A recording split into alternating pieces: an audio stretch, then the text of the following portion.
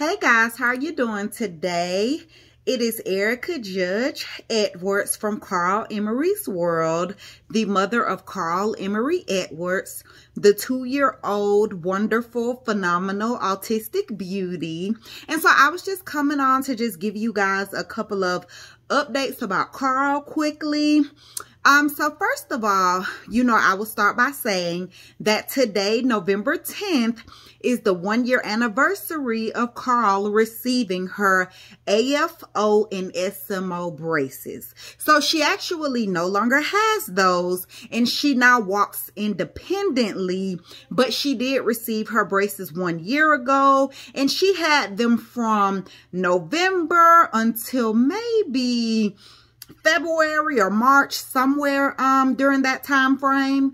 And now she's doing really well. We did put her back in physical therapy. She had her evaluation on yesterday. So just for a timeline, she started physical therapy when she was 10 months old. She was discharged at 12 months old. We ended up going back to physical therapy around maybe 16 months old. And then she was discharged at 21 months old. And now, she is 2.5, and she just, did another evaluation to go back into PT. So, of course, she's autistic. And so, she will receive, services as she needs them throughout the course of her life. So there might be times where she's in therapy, she's doing really well. She's discharged, and she might have moments where she's not in therapy. But then at any point, if we notice any delays or any deficits, or if there are any concerns, we just take her back to get her, reevaluated, and that is perfectly fine. We have no expectation of Carle being, completely therapy free. We have no expectation that her autism will be cured, or she won't have any, symptoms whatsoever or signs or anything like that.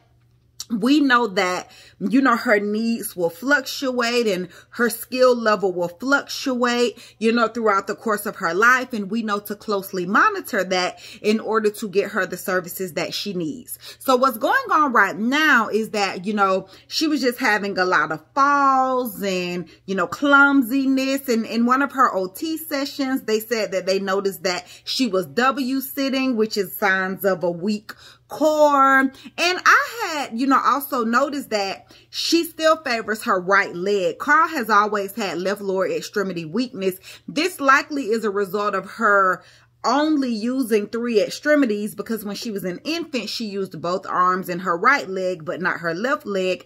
And she crawled using 3 extremities and just dragging that left leg alone. And so it's weak just because of lack of use. It's gotten better over time. She had the AFO brace for a while. She no longer has that. She does use the left leg now, but she still favors her right leg, and she hasn't quite mastered the stairs yet. So that's really what they're going to be focusing on.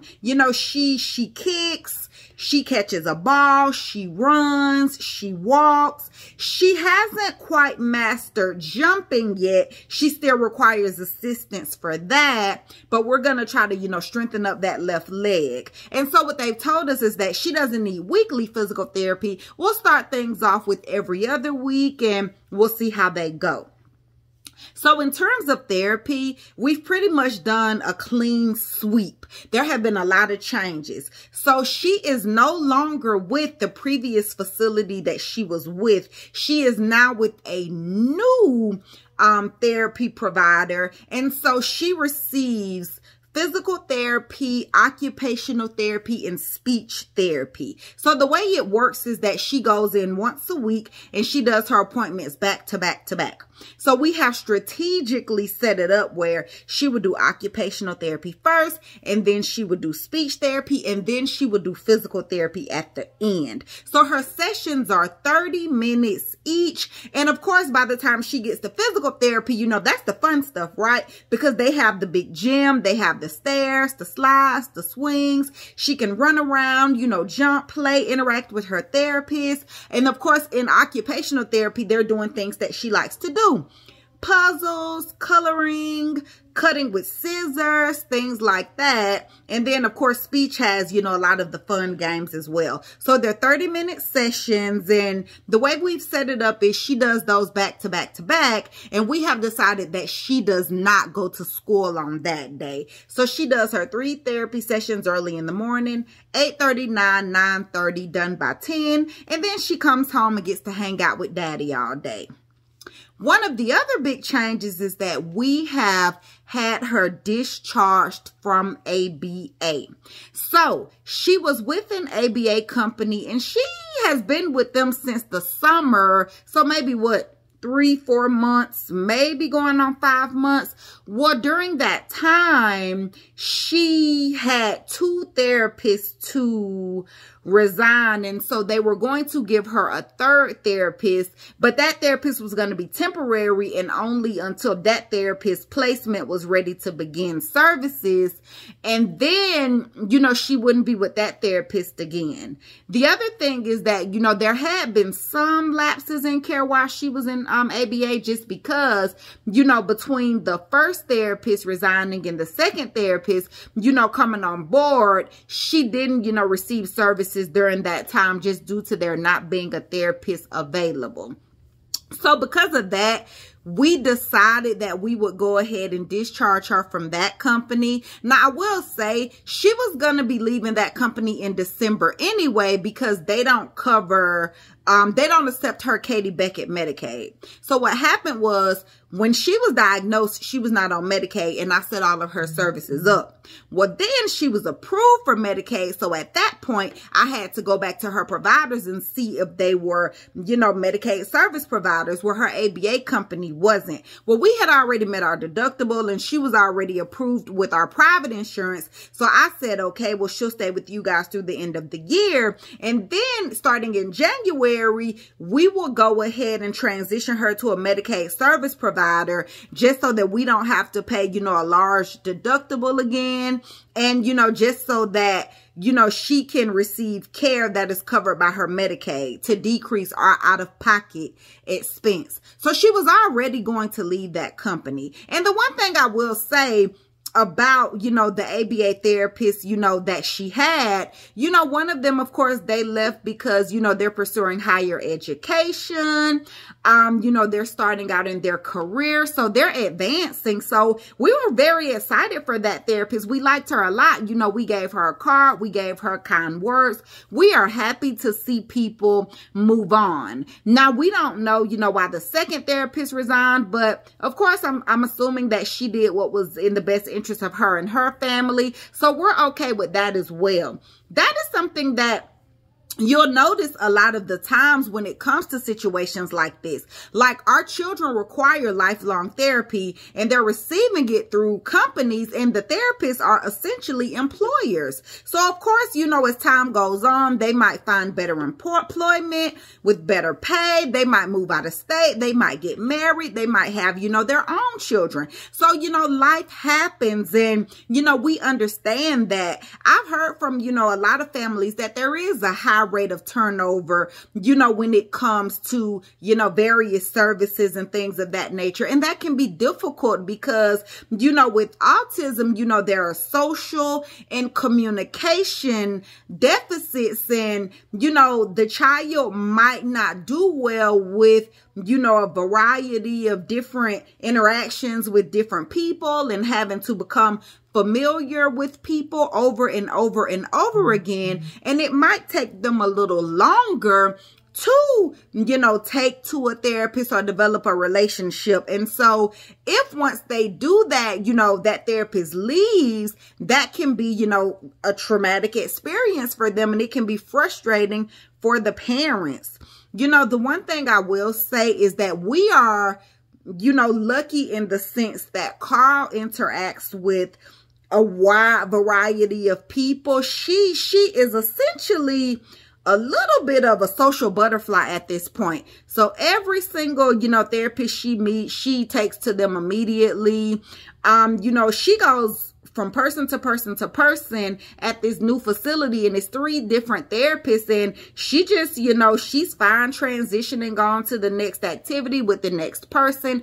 Even with the change in the ABA therapist, she still, you know, did well, you know, with every single one of them. And the one thing I will say is that she did have the same BCBA the entire time. And she is absolutely positively phenomenal. We loved her. She worked really well with Carle. You know, we always tell her, listen, if you go into business for yourself, if you go private, if you start working one-on-one with children, please let us know, because we definitely want you to work with Carle. And so, you know, I want to make it clear that I'm not specifically saying anything negative about this company. I'm just speaking to some of the challenges that we face.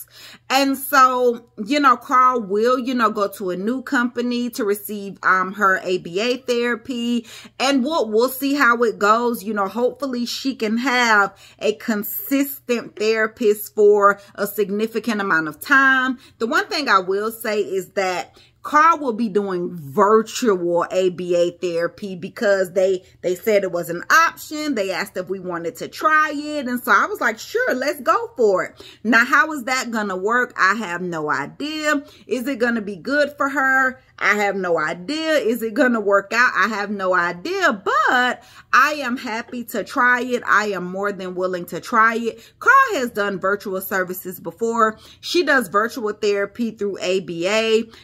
Well, no, she does virtual therapy through Babies Can't Wait. She also, has done virtual therapy through the Marcus Autism Center when she was doing Project Impact. She did really well with Project Impact virtual therapy. She does really well with virtual therapy through Babies Can't Wait. So I think that she will be perfectly fine, you know, doing virtual therapy. Carle's ABA is for skills acquisition. She really doesn't have any behaviors that her dad and I are, you know, really concerned about. Like, there's no aggression on her part. There's no self-harm on her part. She's not putting herself in danger or putting other people in danger. We don't really have a lot of safety concerns at this point. She doesn't, you know, harm others or, you know, anything like that. So we are not navigating any of those challenges currently. They were essentially doing, you know, play therapy with her, working on routine with her, working on, you know, self-help skills with her. When she becomes ready, the plan was to, you know, work on potty training and things like that. And of course, when it comes to stimming, Carle's dad and I, we have no problem with stimming. If it's safe for her, you know, we are definitely open to her stimming. We don't stop her from stimming, whether she's in private or whether she's in public. We allow her to do that. So we're definitely not working on decreasing stims in therapy. That will never be a goal of her therapy. We're also not working on things like eye contact or anything like that. Carle actually, you know, she does make eye contact. She's actually to the point now where if you try to take a picture of her, she'll say cheese. She'll look directly at the camera. So I'm definitely noticing some differences, but those are things that she has started to do on her own, just as she becomes more comfortable. And so we're just giving her the space to, you know, develop naturally. But overall, Carle is doing really well. You know, she's counting, doing numbers, letters, shapes. She's doing really good on her letter sounds. She started, you know, trying to sound out words and do sight words and read and things like that. She's doing a lot of pretend play. She's doing really good with that. She's doing good taking turns, engaging you know, with her dad and I. She likes to paint. She likes to color. The school said that she's doing really well at school. She's interacting with the other children. She's playing with the other children. She is moving on to another classroom now with a new teacher, and she's doing really, really, really, really good with that. So lots of changes, new teacher, new therapist, new facilities. But right now we are taking a break from ABA. So we had her discharge last week, and so she'll start back in January. And her dad and I, you know, we'll continue to work with her. We do a lot of floor play with her. We do a lot of sensory activities with her. We do a lot of reading books with her, and honestly, just, you know, enjoying our child, you know, just having a good time. And then, of course, she is in school, and they work really, really, really well with her as well. So those are our updates. We are back in physical therapy, you know, working on the strength of that leg, and she's doing really, really good. And we really do just, you know, appreciate all of you guys' support. Just continue to like, subscribe, comment, share, follow, and we'll be here. You know, the name of the game is visibility. As always, if you guys have any questions for us, just reach out to us. On TikTok, we are Carle Emery, C-A-R-L-E-E-M-E-R-Y. On Facebook, it is Carle Emery's World. On TikTok, it is Carle, C-A-R-L-E-E-M-E-R-Y. On Instagram, it is CARLE_EMERY. And on YouTube, it is Carle Emery's World. CARLE_EMERY World, WORLD. And yes, I know I said TikTok twice, so maybe that'll lead to double the follows. Have a nice day, guys.